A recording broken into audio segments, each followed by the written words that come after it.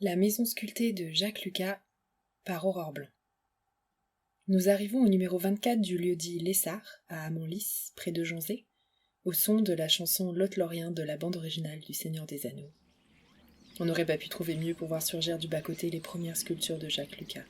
On se croyait un peu perdu, prêt à arriver dans la cour d'une ferme et à devoir faire demi-tour en pestant contre les aléas de Google Maps, et puis pouf! Ces statues rieuses couvertes d'entrelacs semblent soudain nous faire signe. C'est bien là. Un simple petit écriteau nous invite à nous garer dans la courette d'une demeure dont on ne soupçonne pas les merveilles depuis le bord d'une route de campagne comme les autres. On s'avance, on n'ose pas trop entrer, on s'adresse à un homme qui bricole une voiture dans une grange en pensant bêtement qu'il doit s'agir de lui.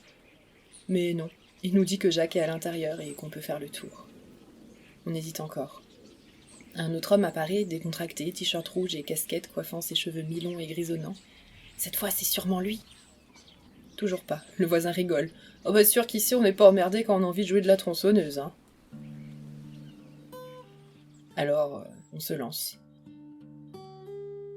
On passe sous l'arche monumentale qui donne accès à la façade est de la maison. Et là... Comment vous dire ? C'est un peu comme ça que j'imaginais l'entrée de la chocolaterie de Willy Wonka dans le roman de Roald Dahl, avant la sortie du film de Tim Burton. Vous voyez le genre ?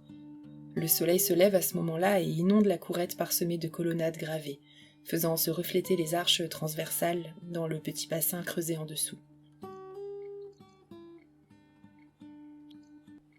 Je pense au temple millénaire de la Thaïlande, aux statues de l'île de Pâques, au totem des Indiens d'Amérique et à toutes ces choses incroyables que j'ai vues dans mes livres d'enfants.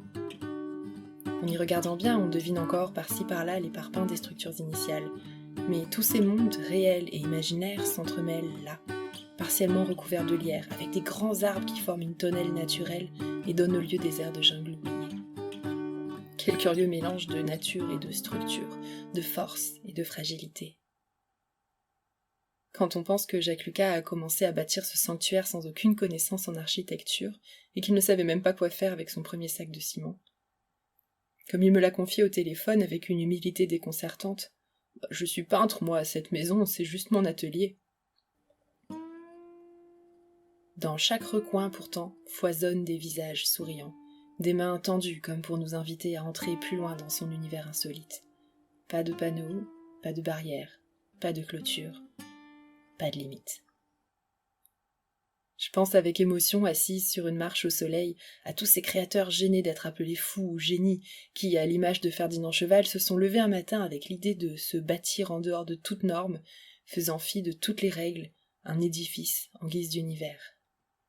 Maison de magiciens, appel au rêve.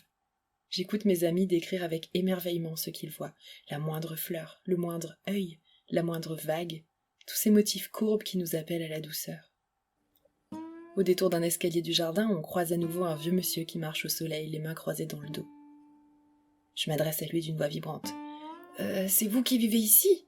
C'est vous qui avez fait tout ça ?»« Pas du tout, je suis comme vous, je visite. C'est pas mal, hein ?»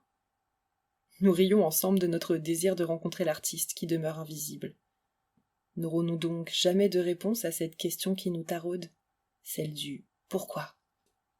À suivre.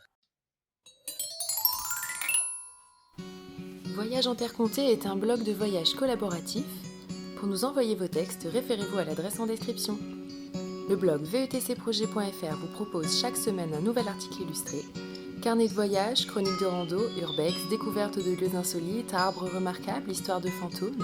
Bienvenue dans la communauté Voyage en Terre Comptée.